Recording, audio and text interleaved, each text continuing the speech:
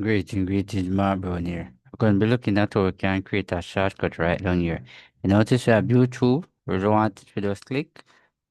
And Google Classroom, we just click. So we're going to add one next one right here. So if I click up right up here, so I click on Amazon. Okay? For instance, you go on Amazon, a regular basic. So you're going to click up here. So definitely right up here, so notice is URL right here. So I'm going to actually come right there. So what I'm going to do definitely, I'm going to copy it just like that. Alright, and I copy it. What I wanted to do, alright, go back. I'm going to come right here. I'm going to click and notice right here. So I'm just going to put Amma right here. Just right there. Alright, let me move that right there.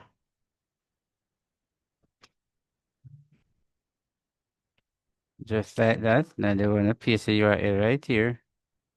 And they're going to click. Right, so notice the click, notice the comment is done. And if you notice right here, we have the shortcut Amazon right here. Very important right here.